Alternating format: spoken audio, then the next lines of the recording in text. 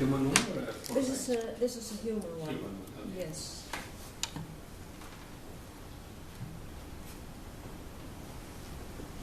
So preparation for my human cornea is not as difficult as preparation for my posterior. Yeah. Is it visible on screen? Yeah. Yeah. So you applied suction already? No, I don't apply suction, and if I do apply suction, it's usually during the pulling of the descendants membrane from the stroma. But initially we did apply suction, but later on I just realized you don't need it at all actually. But in some cases, when it's very difficult to pull, then I apply suction. It's stained with tripod blue. In this case, we see a lot of, it's pretty dark, uveal remnants. But before I start, I always use a lot of physiological salt to protect the endothelium. And first of all, I will remove all these uveal remnants. It's actually not necessary, but I'd like to work or to start with a clean cornea.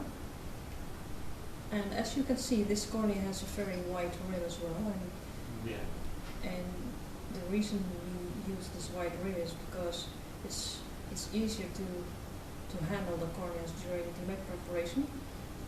But a lot of surgeons also prefer these kind of rims because it's easier to put them in these micro-peripheral devices.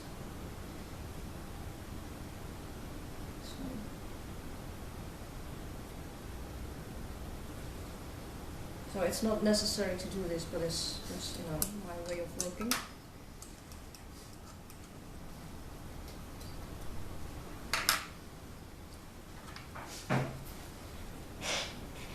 And it's also very nice if you have an evenly cut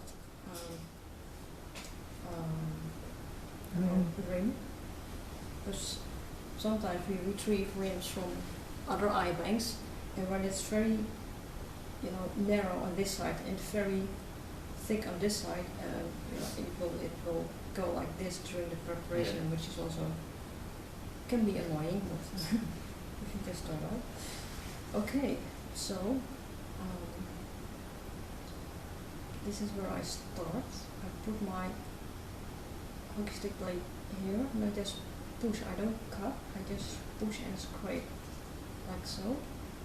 And while I'm pushing and scraping, I'm using the full stretch of the blade. So it's not only just using the tip or the bottom, but the full stretch.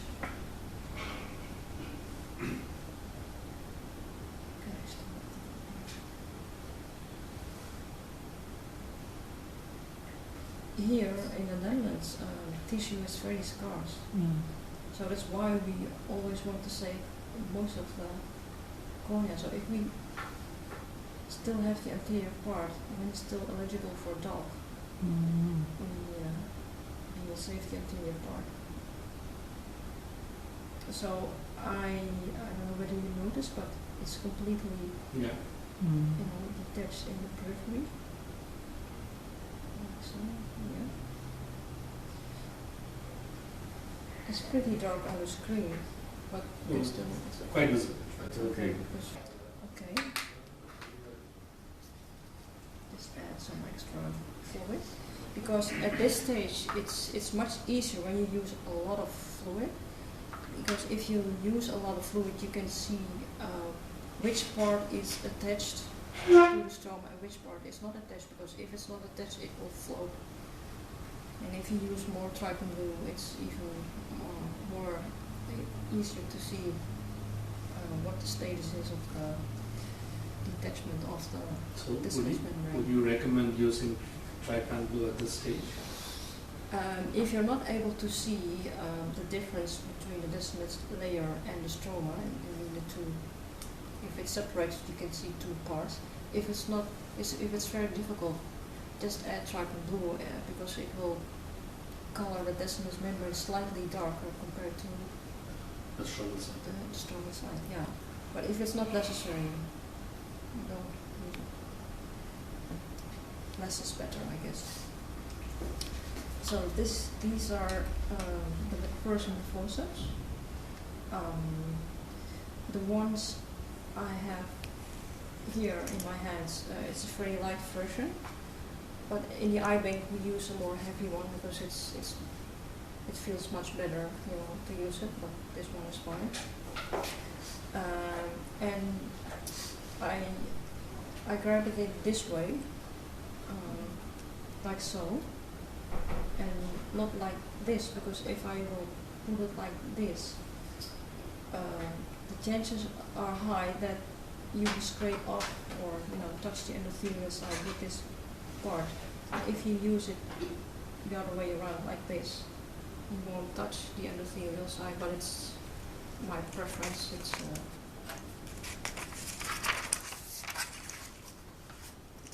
the way I like to work, but it doesn't mean that it is the best way. So I will grab decimus membrane with a piece of trabecular meshwork, because we will use this weight of the trabecular meshwork, and then just gently pull the decimus membrane towards the center, like so.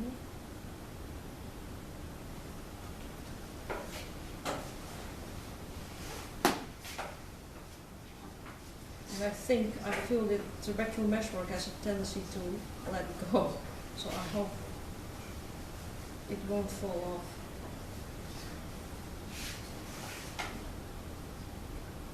Can you see where it's attached and where it's not attached? Yeah. Or, okay. Yes. So if it's not visible, I can.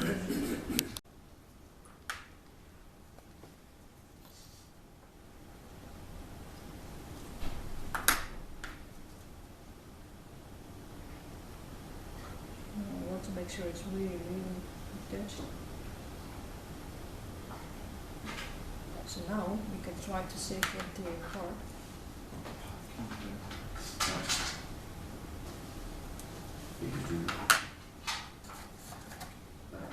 So I will replace the cornea with a contact lens.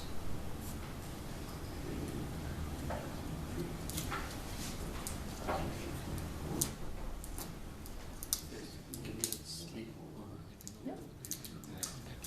Minus, it has to be that great or any. I like this one because it's very thick. Mm. And if you use the minus 0.5, it's too thick. Okay.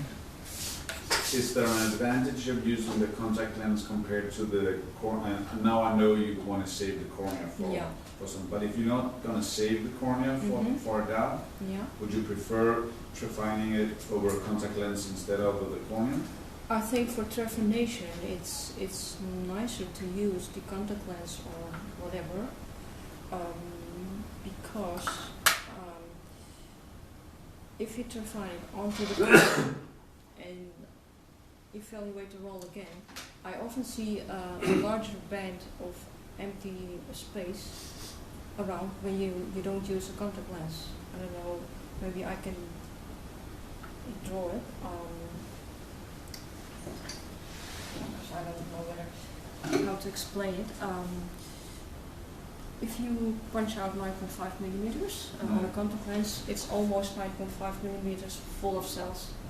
But if you trephine onto the cornea, there's a small, in the periphery there is an empty space, a void of cells. And I think it's because of trephination, because it's soft, the cornea. Okay. And you will push the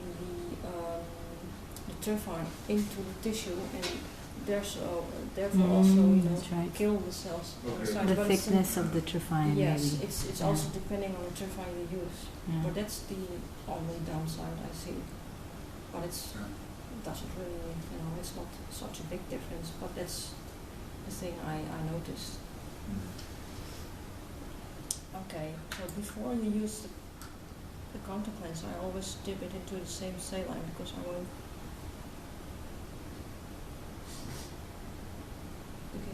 molarity.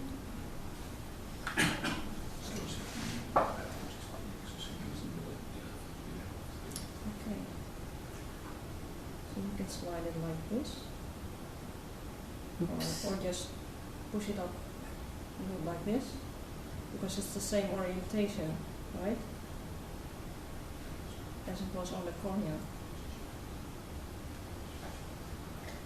Okay, now you can.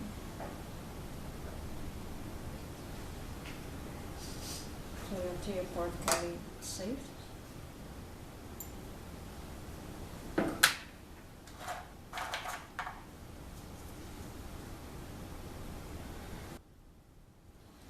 How can you be sure that the endothelium is superior? Subside. It's always like this. If it falls, the endothelial side is always on the outer side. I don't know why, but we checked it. It's just a property. I don't have proper explanation for this.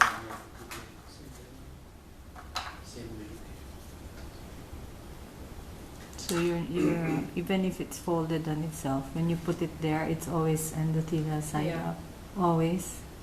Yes, and even once it was not like that. But when the trabecular measure still is there, then it will fold inwards.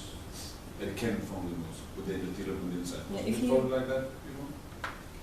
Yeah. It will roll outwards when you remove the trabecular meshwork and then you have the elastic tension of the disc. Yeah, but it's the same orientation as it was on the cornea. Yeah.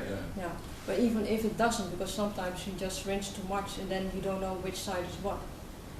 And once I did know it was the wrong way, but I just continued, but still the cells were fine.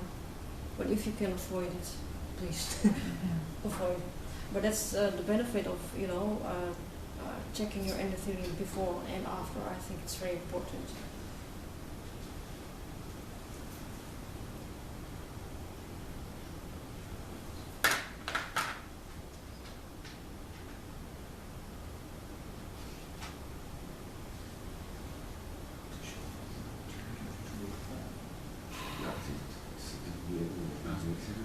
Okay.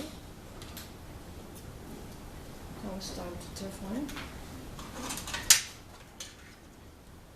But first I will create a swimming pool in my petri dish.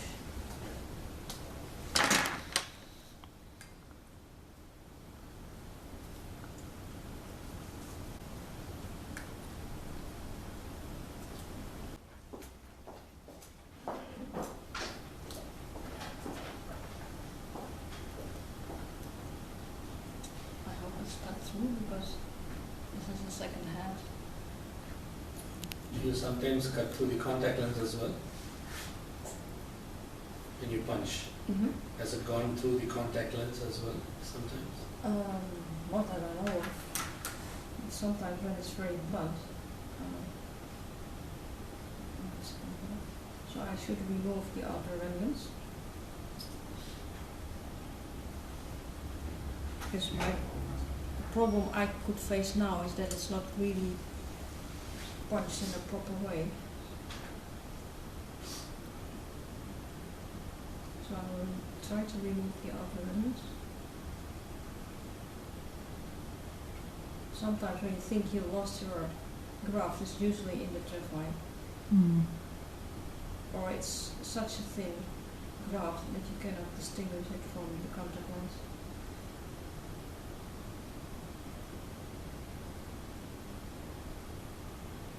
So if you have a very sharp trephine, you don't even need to do this. So your trephine can be like regast for this, right? It doesn't have to be that sharp. Or you'd recommend using a The new very one, sharp really? ones, yeah. You really recommend using new ones. Yes, I do. Because you can use used ones like these ones, but and the thing is, if you use the very sharp ones, you have right away your graft in like this. If it's used, it's not that sharp anymore, and you can have some damages on the sides, which is okay, but it doesn't look very nice if your eye bank is damaged. Can do, so See it? Yeah. So it's now folded onto the lens. It's dark. Yeah, hopefully. So there are several ways of transferring your graft without touching it to your petri dish. One way is just to grab the contact lens and whoop, Throw dip it in. just throw it in like this. Oh, yeah. Okay. This is the roll, and there's still something left on top. I see. Still the contact lens is there? Um, It's here. I get, while dipping it in, I take off the contact lens. Okay. It's here, here's the contact lens. You see? Yeah. Yeah, you see it's not thread-lined through. Can you see?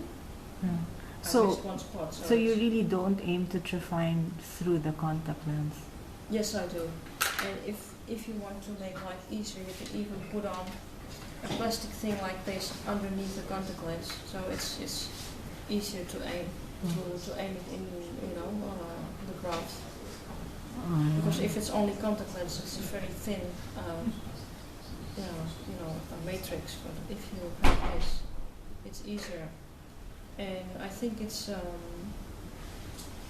like a cornea, but the benefit of using this kind of plastic instead of a cornea, if you don't need the anterior part, is that you don't have this damage around, like if you push it onto the cornea. But I think it's also depending on what kind of trefine you use. I think the ones I used here, these ones tend to damage the sides, because there is, like a bottom part. But if you use the ones who are thinner all the way up, it gives less damage. So it's also depending on the gear you're using. Yeah. So this is actually the preparation of a DMEK roll. And yeah.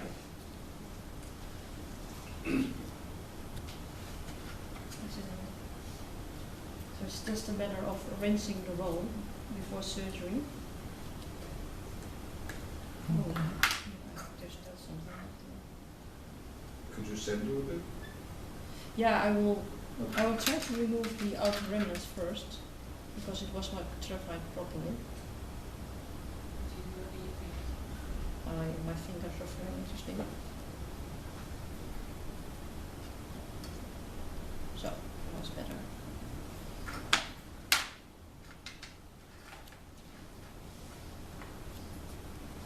It's not very sharp, so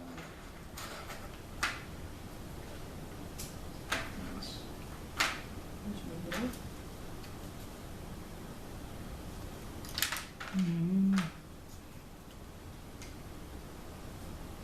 But I can bring it to your table, then you can see it for yourself. As this is a very old cornea, I guess it's not rolling properly.